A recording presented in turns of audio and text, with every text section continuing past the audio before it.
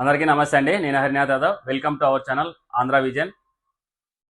ఇటీవల కాలంలో వైఎస్ఆర్సీపీలో చాలామంది సీనియర్ నాయకులు పార్టీని వదులుతూ వస్తున్నారు. అలాగే జగన్మోహన్ రెడ్డి గారు పార్టీ పెట్టినప్పటి నుంచి అతి కొద్ది మందే పార్టీ పెట్టినప్పుడు అతనితో నడిచిన వ్యక్తులలో ఇటీవల ఒక బడా నేత అనొచ్చు, పెద్ద నేత అనొచ్చు, అతనైతే రాజకీయంగా దాదాపుగా 40 సంవత్సరాల చరిత్ర కలిగిన వ్యక్తి. అతను పార్టీ మారుతున్నాడనేసి, అలాగే పార్టీకి దూరంగా ఉన్నాడనేసి ఆ జిల్లాలో చాలా చర్చనీయాంశంగా మారింది. అతను రాజకీయంగా ఒక పెద్ద నేతనే చెప్పుకోవాలి. 40 సంవత్సరాల పైగా రాజకీయ కుటుంబం అని చెప్పుకోవాలి. ఇతను 1985లో ఎమ్మెల్యేగా కంటెస్ట్ చేసి గెలిచాడు. అలాగే 1989లో కాంగ్రెస్ ఎంపీగా, ఒంగోలు ఎంపీగా గెలిచాడు. అలాగే 2004లో నరసరావుపేట కాంగ్రెస్ రెండోసారి ఎంపీగా గెలిచాడు. అలాగే 2009లో మళ్ళీ కాంగ్రెస్ నెల్లూరు ఎంపీగా గెలిచాడు.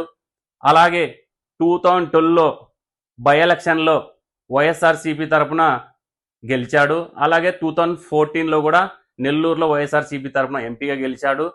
చెప్పుకోదగ్గ విషయం ఏమంటే 2012లో వైఎస్ఆర్ పార్టీ తరఫున వైఎస్ జగన్మోహన్ రెడ్డి గారితో కలిసి ఆయన బై ఎలక్షన్లో కాంగ్రెస్ పార్టీకి, కాంగ్రెస్ ఎంపీ పదవికి రాజీనామా చేసి ఇతను వైఎస్ఆర్సీపీలో 2012 బై ఎలక్షన్లో భారీ మెజార్టీతో జగన్మోహన్ రెడ్డి గారికి ఎంతైతే మెజార్టీ వచ్చిందో అలాగే ఇతనికి కూడా 2012లో భారీ మెజార్టీతో నెల్లూరులో వైఎస్ఆర్సీపీ పార్టీ తరఫున గెలిచాడు. కాదండి, నెల్లూరు నగరానికి చెందిన మేకపాటి రాజమోహన్ రెడ్డి.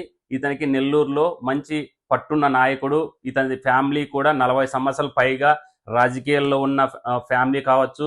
అలాగే ఇతని కొడుకు గౌతమ్ రెడ్డి 2019 నుంచి 22 వరకు ఎమ్మెల్యే గెలిచి మంత్రిగా చేశాడు. కాకపోతే ఇతను చనిపోయాడు. ఇతని కొడుకు, రెండో కొడుకు మళ్ళీ బై ఎలక్షన్లో మళ్ళీ ఎమ్మెల్యే గెలిచాడు. కాకపోతే ఇటీవల వీళ్ళ ఫ్యామిలీ మొత్తం చాలా సైలెంట్గా ఉందనేసి నెల్లూరు జిల్లాలో చర్చనీయాంశంగా మారింది. అలాగే ఇంకో విషయం ఏంటంటే ఈ ఫ్యామిలీ పార్టీ మారుతుందా అనే కూడా కొద్దిమంది నాయకులు చెబుతున్న మాట. వీరితో టీడీపీ వాళ్ళు, అలాగే బీజేపీ వాళ్ళు సంప్రదించినట్టు, తమ పార్టీలోకి రావాలని ఆహ్వానించినట్టు కొన్ని పుకార్లు అయితే వస్తున్నాయని నెల్లూరు నగరంలో చెబుతున్నారు.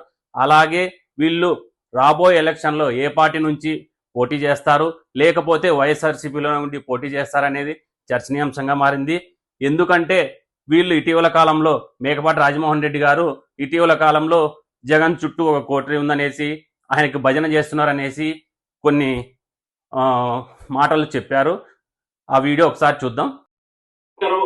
ఈ పరాజయం తర్వాత మీరు ఏమైనా కలిసి మనం ఎందుకు ఓడిపోయాము, 11 సీట్లకు ఎందుకు పరిమితమయ్యాము, మా తప్పిదలు ఏంటి పోస్ట్ మార్టం చేశారు. అయ్యా నేను చెప్తున్నాను, ఆయన జూన్ 4th పోయిన సంవత్సరం జూన్ 4th రిజల్ట్ వచ్చింది. జూన్ 10వ తేదీన నేను నెల్లూరు నుంచి హైదరాబాద్ పోయి విక్రమ్ బాబు నేను వెళ్ళాము అక్కడికి జగన్మోహన్ రెడ్డి గారిని కలవడానికి. జనాలు దండిగా ఉన్నారు, గుంపులు ఉన్నారు. తర్వాత ఆయన 1 గంట కావడంతో నేను రూమ్ లో పోయి ఆయన రూమ్ లో కూర్చుని ఆయన నిలబడి మాట్లాడి పంపిస్తున్నాడు చాలా మంది. నేను కూర్చోమన్నారు, కూర్చున్నా.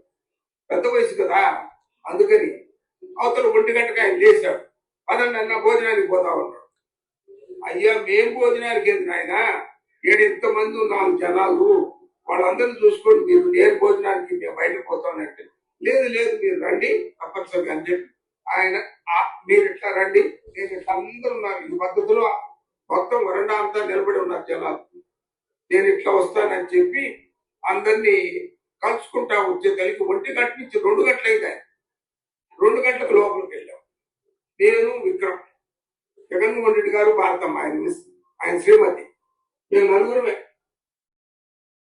ఆయన క్షేమం కోరేవాడిని, ఆయన క్షేమం కోరే ప్రథమ వ్యక్తిని కూడా చెప్తాను. ఎందుకంటే పార్లమెంట్ సభ్యుడిగా నేనే రిజైన్ చేసింది. ఆ రోజు ఎవరు చేయలే. రాజశేఖర రెడ్డి గారు వాళ్ళు బాగా లబ్ధి పొందినవాడు, మంత్రులు సామస్కులు చాలా మంది ఉన్నారు. అయినప్పటికీ కూడా రాజీనామా చేసింది నేనేది. ఎందుకు?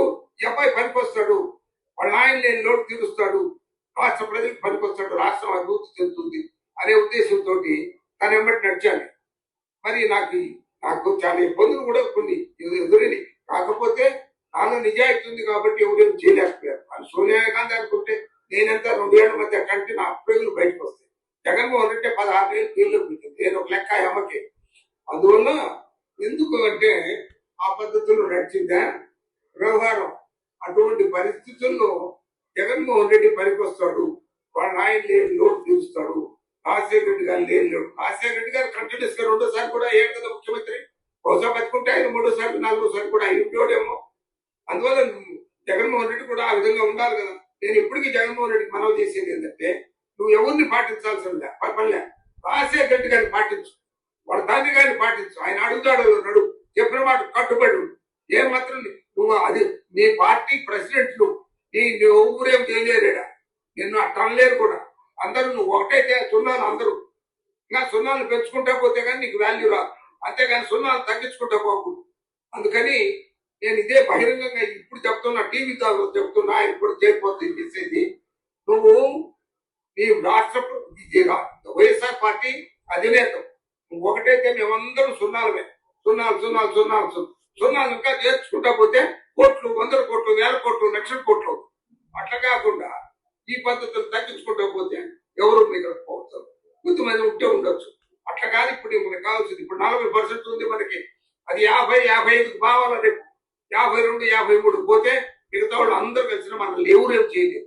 అందుకని చుట్టూతో మంచి నిజాయితీ పనులు పట్టుకొని ప్రజాప్రతినిధులు కొట్టేవాడు కాదు.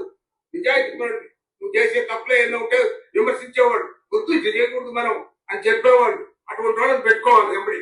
అంతేగాని కొందరు ఎంతో మంది నిష్ణాతులు ఉన్నారు, ఎంతో మంది మేధావులు ఉన్నారు. వాళ్ళని పెట్టుకోండి, మీరు పెట్టుకొని రాజకీయం నడపండి. అంతేగాని ఇంత రోజు డబ్బా కొట్టేవాళ్ళు పెట్టుకుంటే ఏం ఉపయోగం? వాళ్ళు వాళ్ళ కొరకు డబ్బాలు కొడుతుంది. మన పని పోయిందా? ఇప్పుడు ఆయన 11 సీట్లు వచ్చినాయి మనకి. ఏం చేయాలి ఆయన ఇప్పుడు? లబోదీప్ అంటే కూడా ఏం ఉపయోగం? అందుకని జాగ్రత్త. గొప్ప ఈ విధంగా జగన్మోహన్ రెడ్డి గారి మీద ఇతను ఒకంత ఆగ్రహం కావచ్చు, లేకుంటే అసంతృప్తి కావచ్చు, ఏదైనా చెప్పుకోవచ్చు. కాకపోతే ఇతను ఈ విధంగా డబ్బా కొట్టే వాళ్ళ మాటలు విని ఈరోజు 11 సీట్లకి ఈ వైఎస్ఆర్సీపీ పార్టీ పడిపోయిందనేసి మేకపాటి రాజమోహన్ రెడ్డి గారు చెప్తున్నారు.